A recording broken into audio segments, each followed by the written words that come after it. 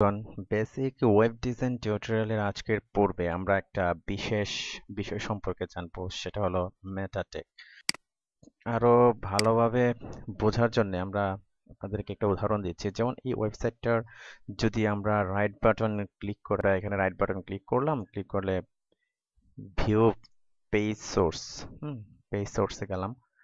তো পেজ সোর্সে যাওয়ার পর এখানে দেখেন যে মেটা নেম, ডেসক্রিপশন, আবার মেটা নেম, কিওয়ার্ডস, কন্টেন্টে এখানে কিছু কিওয়ার্ড দেওয়া হয়েছে। হ্যাঁ, তো এটা হোম পেজে একরকম কিওয়ার্ড দেখাচ্ছে, আবার যদি আমরা একটা পোস্ট পেজে যাই এবং এটার যদি সোর্স দেখি তো দেখবেন যে এটার আবার অন্যরকম কিওয়ার্ড দেখাচ্ছে। এখানে ডেসক্রিপশন দেখাচ্ছে, নামাজ সেই মহান সততার সাথে পরমের অফুরন্ত উৎসব, তো এরকম দেখাচ্ছে ডেসক্রিপশন, আবার কিওয়ার্ড দেখাচ্ছে নামাজ ইম্পর্টেন্ট নামাজ। আর এইখানে যখন আমি যাচ্ছি, আমাদের যখন হোম পেজটার সোর্সে আমি যাচ্ছি, তো এখানে আবার দেখাচ্ছে content radio Islam dot net is a source of, তো এরকম দেখাচ্ছে।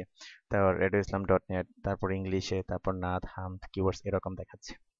তারপর আবার নেম, অথর, হ্যাঁ, তো এরকম দেখাচ্ছে। তো এটা অবশ্য ডাইনামিক্যালি করা হয়েছে, অর্থাৎ এক একটা পোস্টের জন্য এক একটা মেটা জেনারেট করে সে শো করবে, সেটা ডাইনামিক্যালি প্রোগ্রাম করে, অর্থাৎ ডেভেলপমেন্টের সময় ডেভেলপার এটা করে দিয়েছেন, অর্থাৎ করেছেন। মেটা টেকটা অ্যাকচুয়ালি কোথায় বসে? তো এই মেটা টেকটা লিখতে হয় আপনার, সাপোজ আমি ওপেন করি সেই,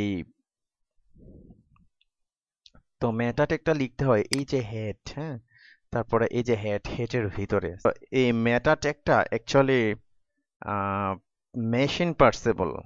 সে কিছু মেটা ইনফরমেশন ধারণ করে যেটা মেশিন রিড করে, যেটা শো করবে না। যেমন আমরা পিটেক লিখি বা পিটেকের ভিতরের এগুলো কি আমাদের কি শো করে, আমাদের ওয়েবসাইটে এগুলো কি শো করে, হ্যাঁ, এই যে এগুলো শো করছে। কিন্তু মেটাটেকে যখন আমরা কোনো কিছু লিখবো সেগুলো শো করবে না, সেটা মেশিন পার্সেবল। তো এটা মেশিন ধরবে, এটা একটা গুরুত্বপূর্ণ একটা জিনিস এবং প্রত্যেকটা ওয়েবসাইটের এটা থাকে। তো আপনারা এটা জেনে নিন, যেমন এটা কিভাবে লিখবেন। এভাবে মেটা নেম, একটা হবে, তারপরে হবে কন্টেন্ট, কন্টেন্ট, তারপর হবে কন্টেন্ট, হ্যাঁ। তো মেটা নেম সাপোজ, আর কয়েকটা হবে, আমি ওদের কয়েকটা দেখাচ্ছি আপনাদেরকে আমি।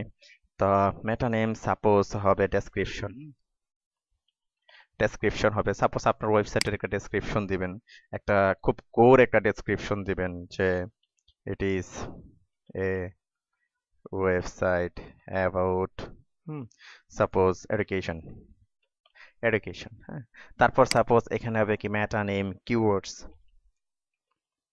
কিওয়ার্ডস, তো কিওয়ার্ডস দিবেন সাপোজ, আপনি সাপোজ দিলেন এসএসসি রেজাল্ট, অর্থাৎ যে কিওয়ার্ড গুলো দিয়ে আপনার বিভিন্ন সার্চ ইঞ্জিনে যেমন গুগল, তারপর ইয়াহু, এগুলোতে লোকজন সার্চ করে, তারপর সাপোজ রেজাল্ট, তো এরকম কিওয়ার্ড আপনি দিবেন কমা দিয়ে দিয়ে, হ্যাঁ। তারপর সাপোজ দিলেন অথর, অথর, অথর সাপোজ দিলেন, নাম দিলেন, তো একটা নাম দিলেন, অথর। তো এটা আমি যদি সেভ দিই, হ্যাঁ, সেভ দিয়ে যদি আমি আবার রিফ্রেশ দিই, হুম, আমাদের ওয়েবসাইটে আমি রিফ্রেশ দিলাম, তো রিফ্রেশ দেওয়ার পর দেখুন এটা কোথাও কিন্তু দেখা যাচ্ছে না। কিন্তু আমরা যদি আমাদের সোর্সে যাই, হ্যাঁ, এই যে ভিউ সোর্স, যদি আমরা সোর্সে যাই তো আমরা এখানে দেখতে পাবো এই যে মেটা নেম আমরা ডেসক্রিপশনটি দিয়েছিলাম, it is a website about education, তারপর কিওয়ার্ডস, এটা কিন্তু কি এই যে এগুলো শো করেছে। এবং যখন আপনি সার্চ দিবেন এই সম্পর্কে, এডুকেশন সম্পর্কে বা ইয়ে সম্পর্কে, অর্থাৎ এই রিলেটেড কোনো সার্চ যখন মেশিন, অর্থাৎ আমরা যে গুগলে সার্চ করি, সার্চ যখন পাবে, তখন যখন আপনার এই ওয়েবসাইটের কিওয়ার্ডের সাথে মিলবে, তখন আপনার ওয়েবসাইটটাকে সে হাইলাইট করবে। তারপর এই কিওয়ার্ড যখন মিলবে সে হাইলাইট করবে। তো আশা করি বুঝতে পেরেছেন। তো মেটা সম্পর্কে আরো ডিটেলস খুব ভালোভাবে জানার জন্য, হ্যাঁ, আপনারা যে ওয়েবসাইটটি দেখবেন সেটা হলো metatext.org, হ্যাঁ, metatext.org। তো এই ওয়েবসাইটে আপনারা দেখবেন যে বিভিন্ন মেটা দেওয়া আছে, যেমন মেটা নেম ল্যাঙ্গুয়েজ, সে কোন ল্যাঙ্গুয়েজে তৈরি করা। সাপোজ আপনারা এরকম কপি করবেন, কপি করে যেমন আপনার ওয়েবসাইট কোন ল্যাঙ্গুয়েজে তৈরি, সাপোজ আপনি এখানে দিয়ে দিলেন মেটা নেম ল্যাঙ্গুয়েজ ইংলিশ, হুম, অথবা বাংলা হলে বাংলা। তো এরকম আরো আছে, এগুলো আপনারা অ্যাকচুয়ালি মানে দেখে নেবেন, আপনারা পড়ে নেবেন, হ্যাঁ। তো আশা করি বুঝতে পেরেছেন। তো এটা গেল। তো আবার যে জিনিসটা আপনাদের জানা দরকার সেটা হলো যেমন আমি ওয়েবসাইটের আবার যদি আমি সোর্সে যাই, হ্যাঁ, তো সোর্সে যদি যাই, সোর্সে যাওয়ার পর আমি ঠিক একেবারে নিচের দিকে, হ্যাঁ, আমরা কিছু জিনিস দেখতে পাবো, যেমন এখানে কিছু স্ক্রিপ্ট অ্যানালাইটিক্স, হ্যাঁ, গুগল অ্যানালাইটিক্সটা। তো গুগল অ্যানালাইটিক্সটা সেট আপ দিতে হয় প্রত্যেকটা ওয়েবসাইটেরই। তো এখানে দেখা যায় যে আপনি জাস্ট একটু দিয়ে দিলেন, হ্যাঁ, এখান থেকে এ পর্যন্ত। তো এটা কোথায় দিবেন? এটা দিবেন আপনার ওয়েবসাইটের ঠিক একেবারে ফোল্ডারের বডির ঠিক উপরে। তাও কি হোম পেজের index.html পেজের একেবারে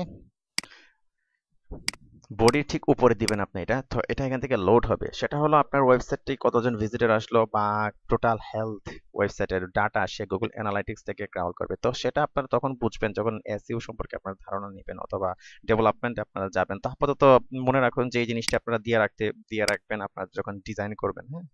তো ডিজাইন করার সময় আপনি এটা জাস্ট দিয়ে রাখলেন। তো এইখানে এই যে ইউএ, হ্যাঁ, ইউএ, এখানে একটা নাম্বার দেখাচ্ছে, এখানে জাস্ট এই নাম্বারটা জাস্ট আপ হবে, অর্থাৎ আপনি যখন কোড করবেন পিএইচপি তে, এইচপি একো, হ্যাঁ, তখন দেখা গেল যে এই জায়গাটা শুধু আপ হবে, এই জায়গাটা শুধু আপনার ডাইনামিক হবে এবং থিম অপশন, অর্থাৎ আপনার ওয়েবসাইটের অপশন যখন তৈরি করা হবে। হুম।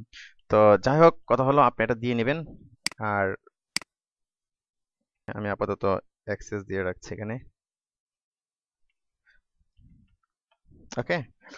তো আপনারা জাস্ট এরকম দিয়ে রাখবেন, দিয়ে রাখলে তো দেখা যাবে যে যিনি ডাইনামিক করবেন তার আর ওইটা ওখান থেকে কপি করে আনা লাগছে না। তো এখানে যা সেই অপশনটুকু সে ডাইনামিক করে দিয়ে দিচ্ছে। তো এটা অ্যাকচুয়ালি এসইও যে বিষয়গুলো, তো মেটা ট্যাগ আপনাদের দেখালাম, মেটা ট্যাগ কিভাবে ইউজ করতে হয় হেডের ভিতরে, তারপরে গুগল অ্যানালাইটিক্স কোন জায়গায় ইউজ করবেন আপনারা সেটা আমি দেখালাম। তো অ্যানালাইটিক্সটা অ্যাকচুয়ালি আপনার ইন্ডেক্স পেজ, একেবারে হোম পেজ যেটা থাকে, হোম পেজের ঠিক বডির উপরে এটা দিতে হয়। তো আজকে এ পর্যন্তই। ধন্যবাদ।